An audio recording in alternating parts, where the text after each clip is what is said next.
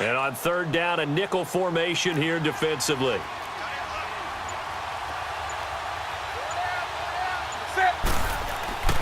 Now it's Newton. Throwing the slant pattern here, complete. And he's got this to the 30 before being taken down. And that one results in 35 yards. Well, partner, I'm not sure how this drive's going to end, but how about the way they flip field position there? A nice attacking play. They picked up a heck of a chunk of yardage.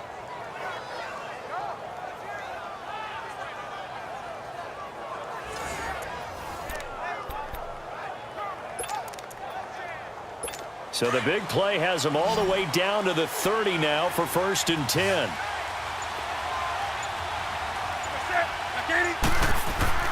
On 1st and 10, Newton. Going right side here, and that's complete. And he'll lose yardage. Brought down at the 32. That's going to go as a loss of 2, and it'll be 2nd down. Well, that was a simple throw and catch, but even with that completion, 0 yards gained. So they're behind schedule. I'm down in distance. I think they were hoping to get it to him. He could make a man or two miss, but that window closed quickly. Geis with a carry on 2nd down. And room there to work it inside the 25. That's what they needed. It's an 8-yard gain, and now 3rd and 4 suddenly doesn't look so bad.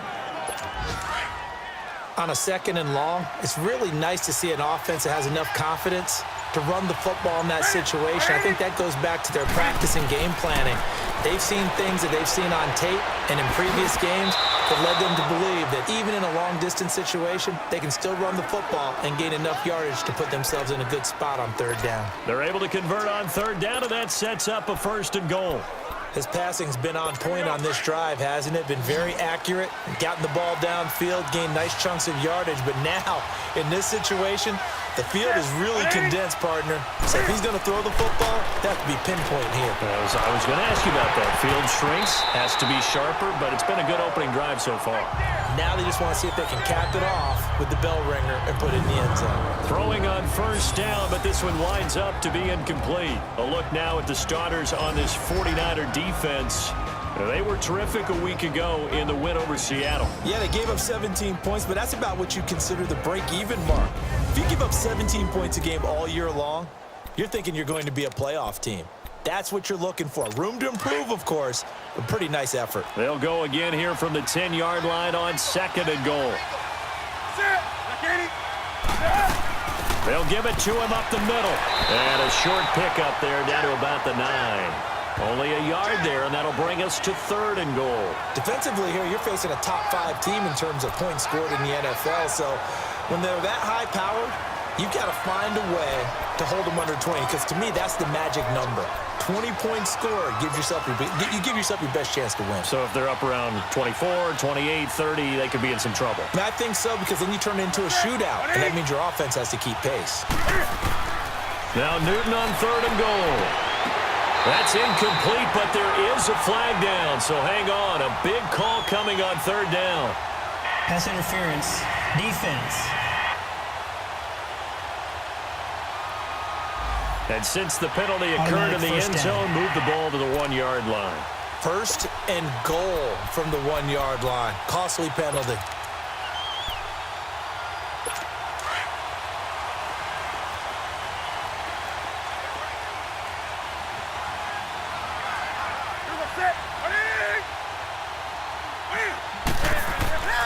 On the ground, Geis. And not even back to the line of scrimmage this time as they're on him quickly once more.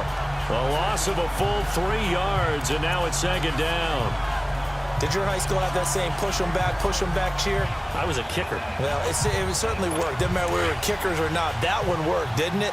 They pushed him back at his last snap of the ball, and boy, they created a nice play for themselves. Would they lose 3 on that one? Yeah, from the 1 back to the 4. He'll get it up the middle, and that one blown up quickly as he's going to be stopped before he could even get started. That'll wind up going for a loss of 4. And that's going to bring up an interesting 3rd and goal.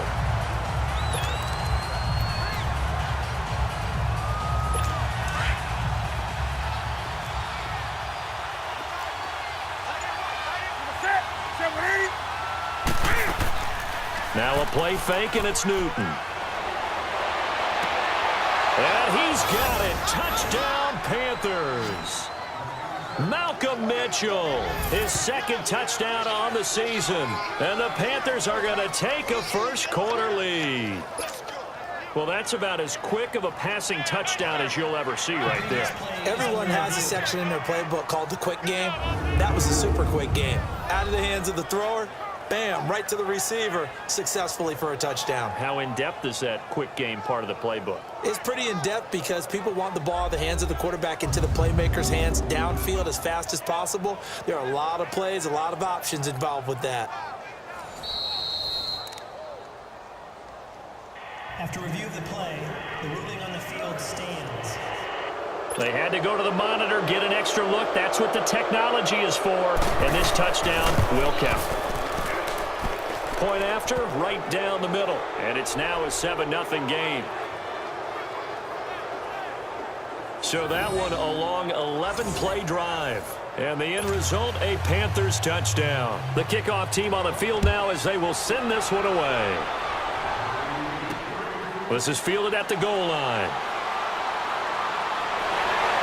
And a nice return sets him up pretty good here at the 30-yard line.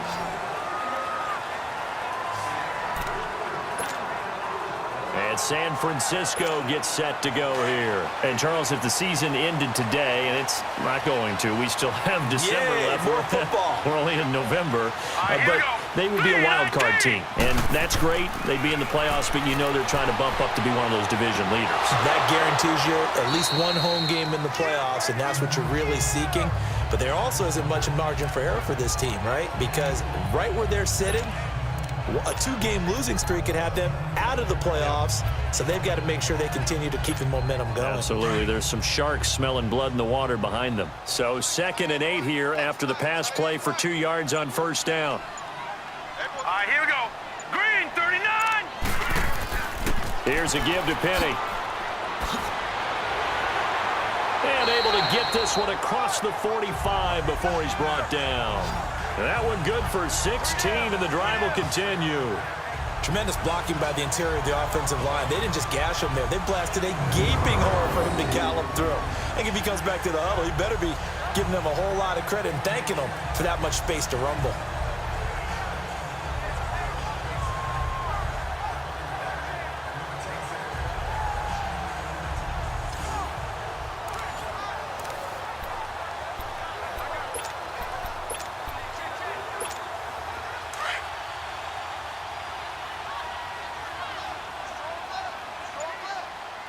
All right, here we go. Green, 39. Green, 39. They'll look to throw now on first down. Over the middle, the catch by Coleman. And he'll be brought down at the 45-yard line. Now, after the completion, we're going to get a timeout, an injured player. While the training staff takes a peek, we'll take a break.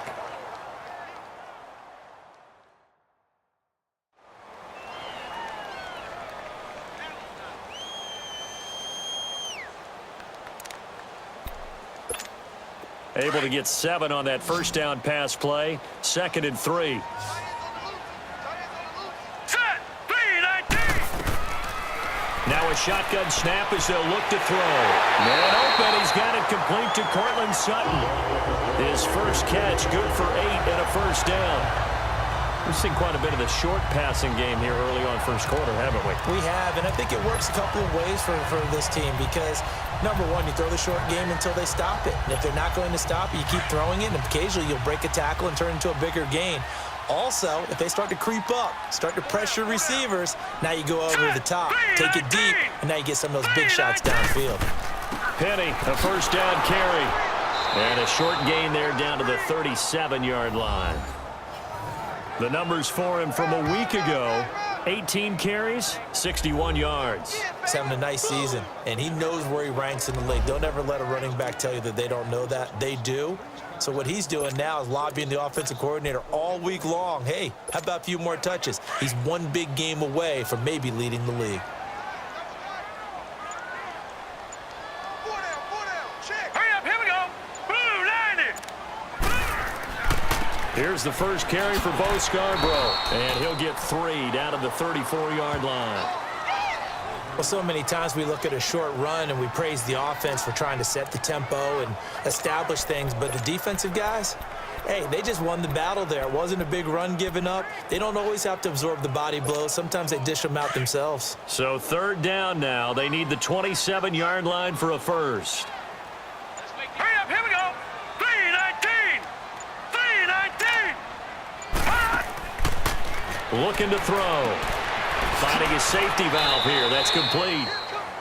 And this time not quite to the 30. He'll be down at the 31-yard line. Give him 3 on the play, and that's going to bring up a 4th down. Instead of throwing it downfield, Charles, they just tried to dump it underneath there. You like the call? I do. I think it's a high-percentage play because you get the completion, and what you're counting on is your back to use his legs and his elusiveness to make people miss and pick up the first down. In this case, it didn't happen.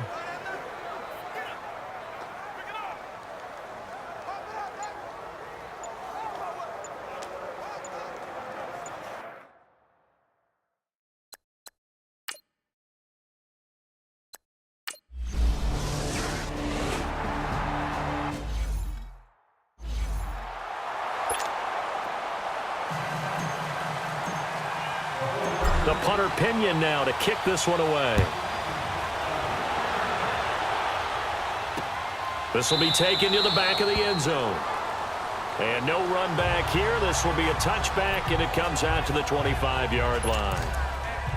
Here are the Panthers now as their offense comes back out onto the field. And, you know, certainly a lot of football left to be played. We're not into December yet, but right now where we stand, they're first place in their division. Looking good, looking to be a threat come January. And let's think about what every team has in their goals, all right? Number 1 goal is what? Make the playoffs. Number 2 goal is win your division. Number 3 goal, and the biggest goal, I think, is to be the highest seed possible that you can be heading into the playoffs so that you can try to have as many home games as possible to try and get you to the Super Bowl. And right now fighting for every win possible to try to at least secure home field for the wild card and or divisional round.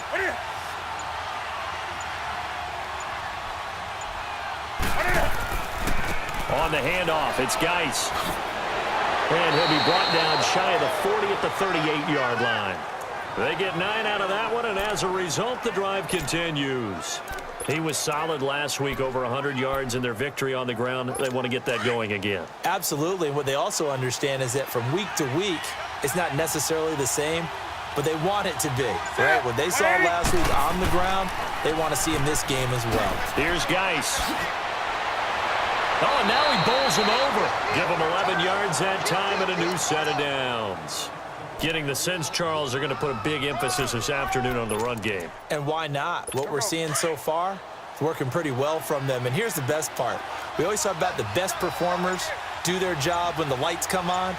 I think he likes natural light best. On first down, this is Geis. And he'll be brought down right at midfield after a gain of only a couple. Now whistles here, and it looks like we've got a Panther that's having some difficulty down there getting up. While the trainers take a look, we'll step aside.